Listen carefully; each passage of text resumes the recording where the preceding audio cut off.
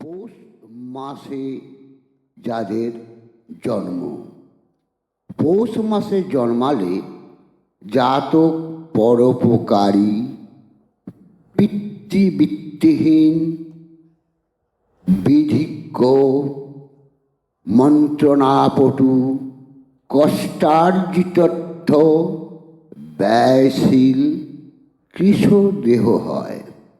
জাতক আত্মবিশ্বাসী, অতএব আত্মনির্ভরশীল, সত্যপ্রিয়, মিথ্যার প্রশ্রয় কাউকে দেবে না।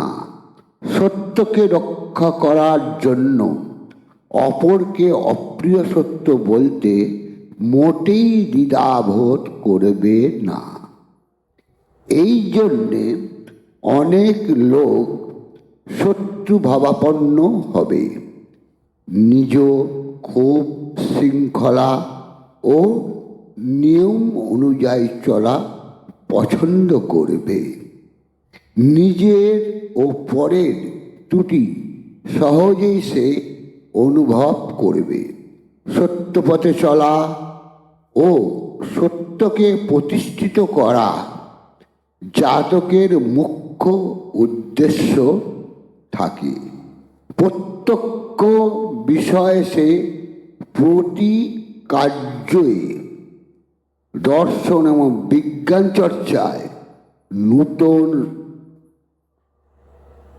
উদ্ভাবন বিষয়ে যত্নশীল হবে। যুক্তি প্রমাণ ভিন্ন কোনো বিষয়ই জাতকের বিশ্বাস্য হবে না।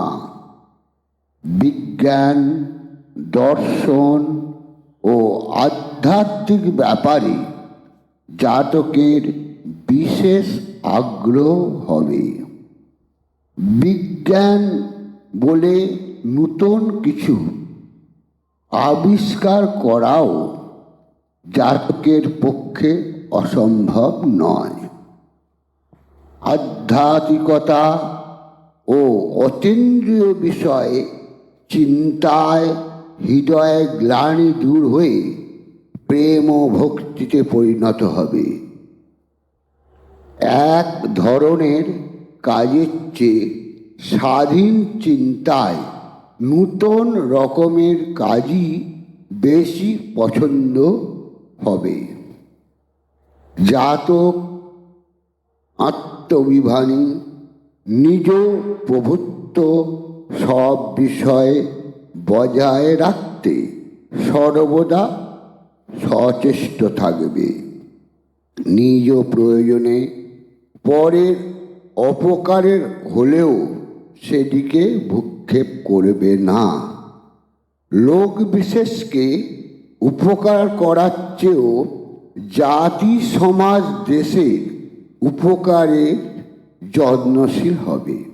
জাতক মেধাবী ও সূক্ষ্ম বুদ্ধি সম্পন্ন, তার পক্ষে শিল্প, দর্শন, বিজ্ঞান প্রভৃতি অভিজ্ঞতা লাভ করা কঠিন ব্যাপার হবে না। যে কাজে অল্প পরিশ্রমে লাভবান হওয়া ও উন্নতি করা যায় এমন কাজকেই তার ঝোঁক থাকবে বেশি। জাতক সঙ্গীতপ্রিয় হবে। জাতকের মধ্য বয়সে বিশেষ উন্নতির সম্ভাবনা আছে।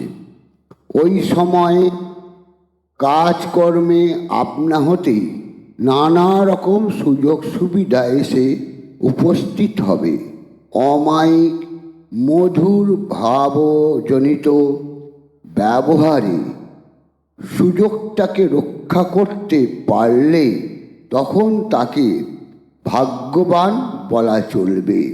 মোট কথা, সমস্ত উন্নতির অন্তরায় স্বাধীন ভাব ও অপ্রিয় সত্য কথা বলা, এই দুটি বিষয় সতর্ক হয়ে চললে উন্নতি ও খ্যাতি অতি অবশ্যই হবে। সময় বিশেষে সুখ দুঃখ উন্নতি মিশ্রিতভাবে এসে পড়তে পারে। এতে চঞ্চল না হয়ে সয়ে যাওয়াটাই বিধেয়। তুষ্ট বা দুষ্ট গ্রহ সমূহের ভোগকালে এরকম হয়ে থাকে। নির্দিষ্ট সময় অতীত হলে আবার আগের মতোই স্বাভাবিক হয়ে যাবে। সব বিষয় জাতকের যোগ্যতার পরিচয় পাওয়া যাবে, অর্থাৎ যে বিষয় বা যে কর্মে মনোনিবেশ করবে সে বিষয় বা কার্যে নিপুণতার পরিচয় দিয়ে সুনাম অর্জন করবে ও উন্নতি তার হবেই। বিশেষ নিজে মনোমতো কার্যে বেশি যোগ্যতার পরিচয় দেবে। মাথা খাটাবার কাজে ঝোঁক বেশি হবে।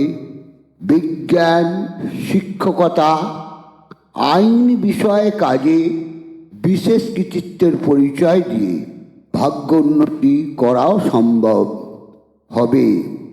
অনেক প্রসিদ্ধ ব্যারিস্টার, উকিল, বৈজ্ঞানিক, প্রফেসর, আবিষ্কারক, অভিনেতা এ মাসে জন্মগ্রহণ করেছে। যার বৈশাখে, আষাঢ়ে, ভাদ্র মাসে জন্ম, এইরূপ সুলক্ষণা ভালো সাদাসিধে সুন্দরী মেয়েকে বিয়ে করা জাতকের কর্তব্য।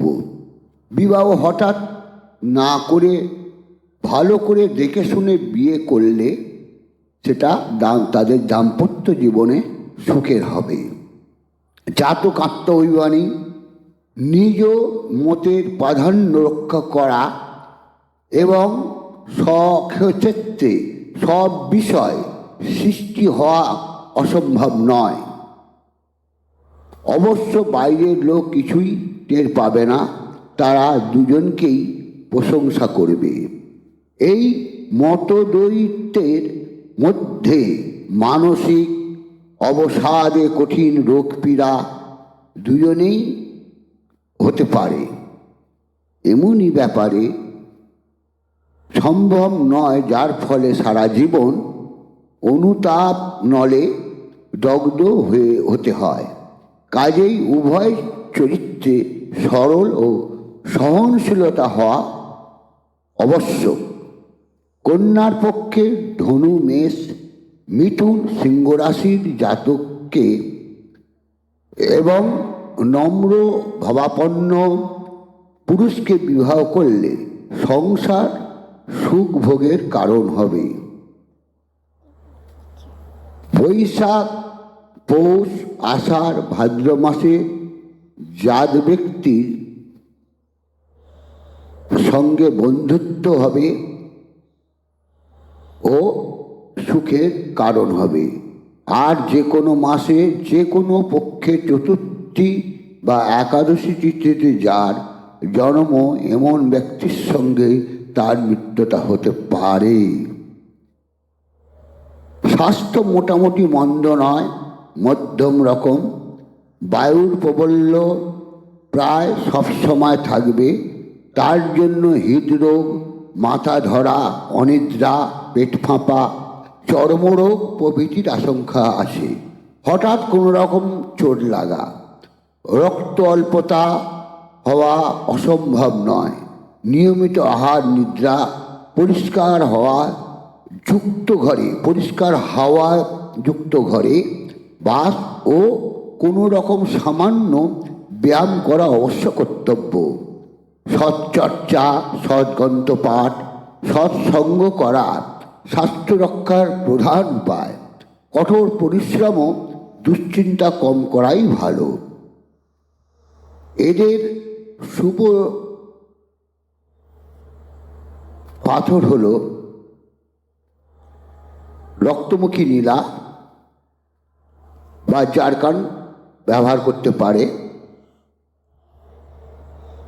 এতে ওনাদের সব কিছুটাই ভালো হবে। আর রং হিসেবে নীল বা বেগুনি রঙের জিনিস ব্যবহার করলে ভালো হয়। নমস্কার।